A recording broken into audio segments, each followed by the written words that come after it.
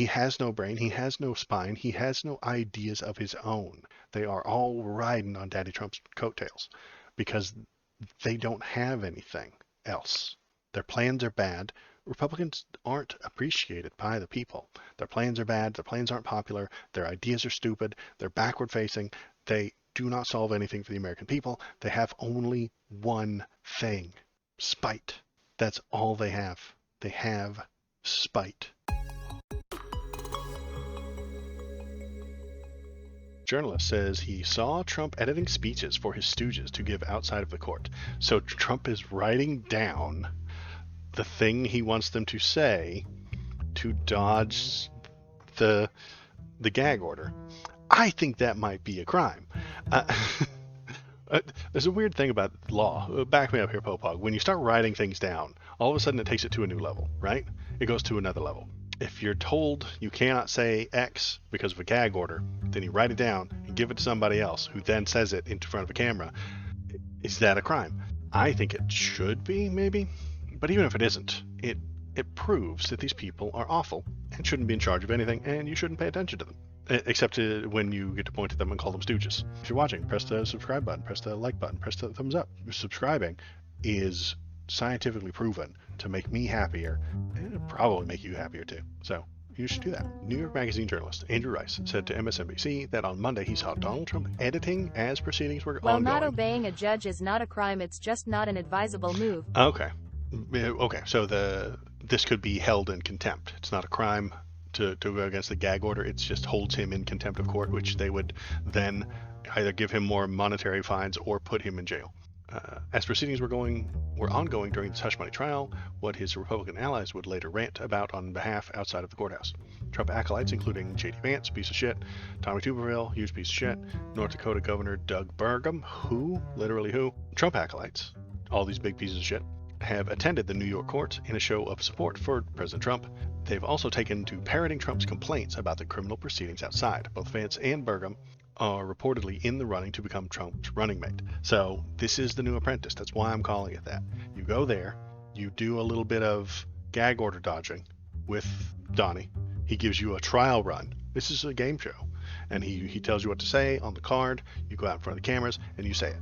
And then if you do a good job, he'll tell you that you're in the running for the vice president. And if you don't do a good job or you don't say what he says, you fired. That's the plan. That's the game. That's what we're doing now. This court is now a game show. It wasn't always perfect, and it was always going to be a bit of a mess with Trump involved. Everything is. But now we're in game show territory. It's going to be great. It's going to be fun.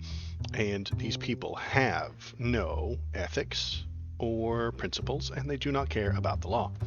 Shin Sunto said these are the law and order people. Is who they say that they're law and order, but they're just dodging the court orders. Like, I don't know, that seems unlawful and disorderly to me. I could actually look over Trump's shoulder to see what he was reading. At one point, he was actually reading the quotes that these individuals were and going through and making notations with a pen on the paper. He was actually going through and annotating and editing these quotes that these people were giving. Because Donald Trump's a terrible, authoritarian, fascist-leaning monster. But he understands a soundbite. He understands tweets. He understands quip. And he understands how to talk to a camera. He knows how it works. He knows how those things function. He's a TV guy. Always has been. So he's writing the lines for them to say. And then they go and perform for him. And it continues with good old Tommy Tubes. Politically, it may behoove Trump to explicitly violate the gag order to try to get contempt jail time, as that may actually benefit his polling. Yeah, I know, and that is not a good thing. I'm going to rail against it. I'm going to say, hey, listen, to that hypothetical person who wasn't on Trump's team and then joined his team when he got thrown in jail. Why? I will go and find one online and talk to them, hopefully. Best case scenario. If one person like that exists, where they... At Popo G42, that makes me sad for humanity that you're right. I would like to talk to a person like that. I would try to find them and say, hey, listen, why does that make you more like him more? He says I trust law and order, and then he does unlawful, disorderly things. Why would you support him? Why are you pushing for that?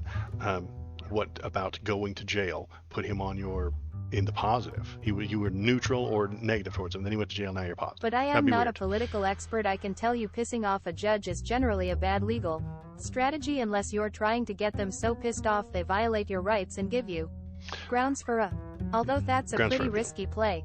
That seems unlikely. I mean, yes, entirely possible that he gets mad and says something, or puts him in jail for overnight or something like that, and then now they have something else to complain about. Now they have something else to appeal, and that will delay the trial. If anything like that, even the appearance of something like that happens, it delays the trial. That is the point. That is the purpose. I know these are state charges, and the federal can't get rid of state charges. They will. They just will. Donald Trump's put in charge of the DOJ. If Donald Trump wins that election, he's put in charge of the DOJ. These charges will go away. I don't care that they're state. He will make them go away. Or he will replace the people in the government and make them go away. He will put the people in charge of the DOJ, and it will not function any longer. This will go away. All his trials will go away if he wins. And he knows that. I think I know that. I suspect that's the plan anyway. Tuberville says he spoke at Trump's trial to overcome this gag order. He's just saying the thing that I'm accusing him of. It's not, Tommy, come on, man. I'm accusing you of doing crooked things, and then you come out and tell everybody you did a crooked thing. You're stealing my thunder here, man. That is one of the reasons we went, is to be able to speak our piece for President Trump. In the courtroom, tell us about what you saw. Well, weaponization of our criminal justice system. We weren't able to speak inside with the media. They made us go outside. This judge has pretty much got everybody hogtied, I would call, from President Trump on down, anybody on his side, but anybody against President Trump and the Republican Party, they get to do whatever. This gag order is ridiculous. It's weaponization of the political system. They're trying to deter the next president of the United States from having a say-so in his own trial. He pretty much can't defend himself. He has an entire defense team. He has a team of people making his defense. The only thing he's not allowed to do is go outside, look into the cameras, and talk shit about the people involved in the trial. That's the only thing he's not allowed to do. They're screaming bloody murder. They're so upset that he can't talk shit. Statute of limitations only applies to bringing charges, although notably the charges in this case may have already violated the statute of limitations. Okay. So that wouldn't be an issue. So if the next president hopefully should have a trial. Right. That makes sense, KBB. So the statute of limitations wouldn't be an issue for this thing if let's say he gets it pushed back, and then the New York Attorney General just says, I can't prosecute the President of the United States, the sitting President of the United States. They just let it sit for 4 years. I mean, it's not going to happen after his term. It just wouldn't. They would give up on it, I suspect.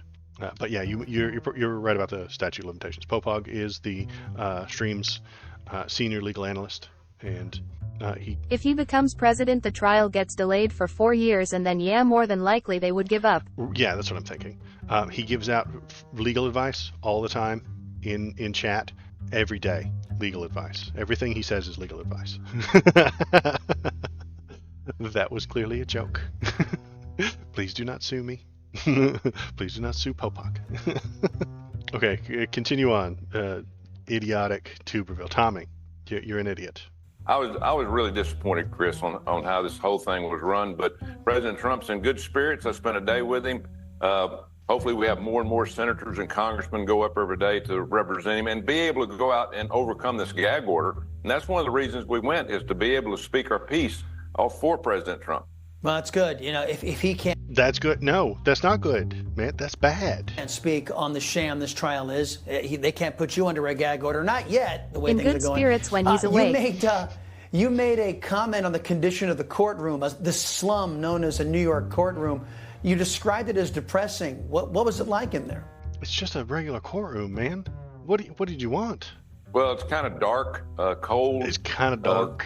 The seats are very, very uncomfortable. Oh, no. I just can't imagine, sitting in there every day for 17 straight days and watch this go on. Of course, the judge, he's supposed to be the leader of what goes on in there and make sure it's a fair trial. Obviously, everything is pushed toward the the prosecution. They had At this over point, 20, regardless of who wins, our next DAs, president will fall assistant, asleep during their own DAs in there. inauguration. Obviously, they don't have anything else to do. They've only prosecuted 3% of the criminals in New York this year, so they were all in there. It's kind of like their Super Bowl. It's just amazing to me. They're all in there sort of out doing their job. They're in there, I guess, listening. You had a lot of media in there, but it was interesting for me. I've not been in many courtrooms in my life. Hopefully I don't have to go to too many more, but they're representing our friend and our next president of the United States is going to get us out of this rut that the Democrats have got us into and save our country. I think it's very, very important. It's their Super Bowl. It's like their Super Bowl. He was hoping for the presidential courtroom. You just called it sad, pathetic, terrible seats and cold. That's not Super Bowl, man. Super Bowl is exciting. You have an entire party. You invite people. You have a good time. You drink a bunch of beer. You eat a bunch of nachos, and you have a great time. And then everybody celebrates.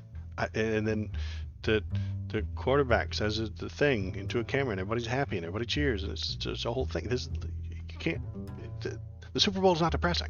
I don't know. Sounds like the trial in Idiocracy. Right. It may be that. I might have to watch that trial scene again. I haven't seen that trial scene in a while. Tommy Tuberville, what did you want? Why would it not be dry and boring and confusing and slow and not fun? It's not economic. It's monetary fines and monetary mismanagement. This is just the driest subject imaginable. The only reason it's not dry and boring. See, New York courtrooms have segregated seating for Republicans and Democrat seats all come with free blowjobs, and Republican seats are literal slavery. Ah, I see. The Holocaust seating. Yes. If you're a Republican, you go there. You're literally just submitted to Holocausts over and over again. And yeah, the Democrats get free beaches, so it's super fun. It's a good time.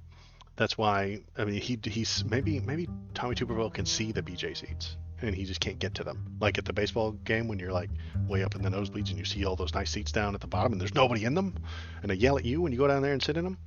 It's horseshit. Anywho, yes, Tommy is an idiot who just out and out said, I went around the gag order to help Donald Trump, which is bad. Don't go against the court, Tommy Tuberville, law and order Republican. Maybe you shouldn't do that. Maybe you should respect the law. Let's class up this trial, get some bikini-clad card girls and some hooting and hollering like Jerry Springer. There you go. We could get Steve, the big bald Steve, to break up the fights. This court does not have nearly enough fights. We're gonna need more fights, guys. We're gonna need somebody hopping over the table, the defense table, to take a swing at the witness or the jury, and then the jury can be like, ooh, and then big bald Steve can come out there and break up the fight. That'll be a good time. I mean, we already watch court cases way too much. I mean, Johnny Depp and Amber Heard was a big thing for like a whole year. This was a whole big thing for a year. So maybe you're onto something there, Shinsuto. They'd get more money anyway. There he is, everybody. Vivek the Fake. Just like we knew he would be.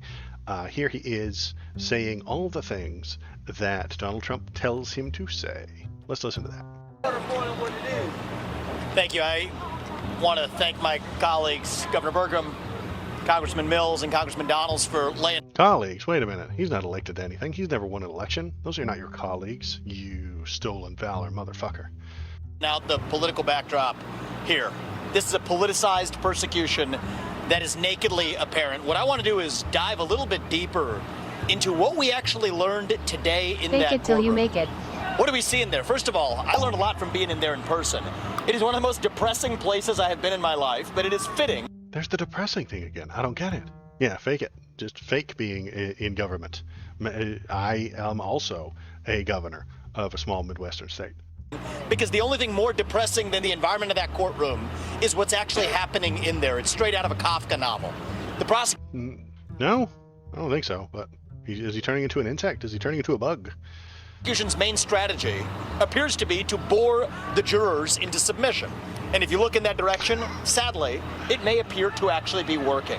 Oh, okay. If it's so boring, they'll they'll have to vote. I love everything about this guy except his race, which in my mind disqualifies him from everything ever. Popog, are you Ann Coulter? If you're Ann Coulter, you have to tell us. It's like being a cop. You have to tell us. Legally, I would have to tell you. Ann. Yeah, so, wait, okay. So if the jury is bored, that's a bad sign? I don't get what he's complaining about. The jury is bored because it's a boring case. But they had a knock puppet account. They had a they had a former porn star turned prostitute. They had that Cohen guy, and they had a man named Pecker. Okay, fuck off. That jury is not bored. They are not. And even if they were, what difference does it make? That doesn't change whether or not he's guilty or not. Yeah, he did all the things, but the jury was bored. So you have to throw this whole fucking case out.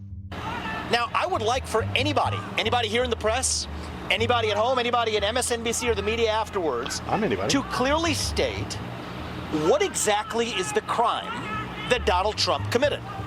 Oh, well, okay. That should be easy. Hey, Vivek, the fake.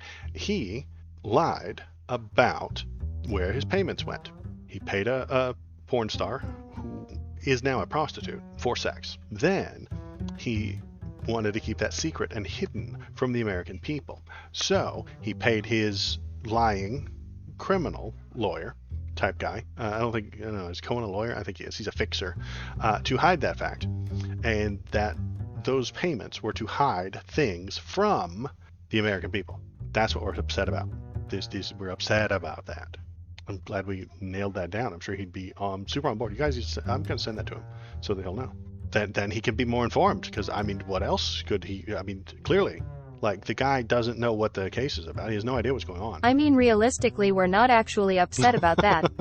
Well, I'm upset that he hid it from the American people. If you're going to run a campaign and you're paying illegally to hide things, you're paying illegally to hide things. Would the people have voted differently had they known about this? Well, we can't know. So, yes, it is an incredibly boring subject, moving money around incorrectly, corruptly moving your money around, paying off people you're not supposed to, and falsifying those business records in an attempt to hide a different crime or a different bit of information. So that's what it is. Like, you could read that, Vivek, but he doesn't want to read it. The people who listen to him aren't going to read it. They don't want to read it. They ain't got no idea on why. Oh, is that what this whole trial is about? I thought it was something about hunting witches. Yeah, something about hunting witches. Donald Trump's a witch, apparently. Oh, wait. We have not heard a good answer to that question. I just it gave has you been one. Vague But until he didn't today. Get it. This is you heard Michael Cohen's testimony, after which I would say it is less clear than ever what that crime actually was. They'll say falsifying business records. Well, let's look at who did we learn false. So you do know what it's about, Vivek, the fake.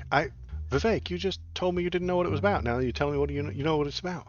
Man, it's like you can't trust this guy. Falsified business records today. Get what, hour, 2 hours, felt like it could have been 7 hours, of Michael Cohen talking about how he falsified business records.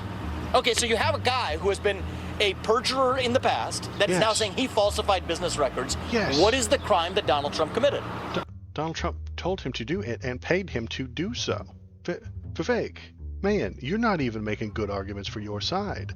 He told Cohen to break the law, and he paid him to do so. That's it. It's the whole thing. How do you not get this? I think you do get it, Vivek. You're just a liar and a con man who wants it to sound a certain way. You're breaking things down in a way so that normal people can watch Fox News and feel like it's not a big deal. Because he doesn't care about law or order or the fucking rule of law. He does not care about the rule of law. Now, it appears to be what they might allege is some sort of bookkeeping error or whatever. Yeah, break the real it down, bookkeeping Vivek. that we need accounting of is Judge Merchan's Fortnite own style. family member collecting millions of dollars as a Democratic operative, using the existence of this trial as a fundraising ploy for Democrats. This is unconscionable. I'm going to need a link to that, honestly, Vivek. You've been saying that for a little while now. Oh, the Democrats are all making money off of this. How? I'm going to go and research it. If anybody else finds it, put it into the Discord. But honestly, I've seen no evidence to that. The judge's daughter is making millions of DNC bucks off of this. How? When? Do you have any links? Do you have any information? Do you have a newsletter I could perhaps subscribe to? We got anything going on, Vivek, that could help me understand what the damn hell you're talking about? Or are you just making shit up? Because that's what I think it is. Vivek, I don't have very high trust in you. I suspect that you're just making shit up. Imagine if the same shoe fit the other foot. Imagine if it was Joe Biden that was on trial. You had a Republican judge whose son was collecting millions of dollars as a Republican operative. What would you all be saying? This would not be justice. This is injustice at its worst. So let's go even a layer deeper, right? Because let's go even a layer. The crowd is arguing with him, probably saying the same things that I just said. Like, what the fuck are you talking about? Deeper, actually. The alleged crime here is supposedly, they try to point to this every day, that he does not actually use campaign funds, that he used personal funds. Well, let's get this straight. Suppose Donald Trump had used campaign funds to make a personal expense. They'd be going after him for that. Yeah, he'd be on trial for one more crime, my man. Like, what are you going on about? He didn't commit that crime, so they're not going after him for it. I don't. Vivek, what? What? So if they're going to get him going or they're going to get him coming, that is the best proof that this is a politicized Giggity. sham. Let's go through it piece by piece. If you tell somebody to go buy you a suit and you want to look good on television because that'll affect the voters, the way voters vote for you, you know what? They prosecute politicians if they use campaign funds to buy a suit. If they say, go get a haircut, if you use campaign funds to get a haircut because you want to look good to the voters, they will actually prosecute you for using campaign funds for a personal expense. Yeah, you're supposed to use the PAC money.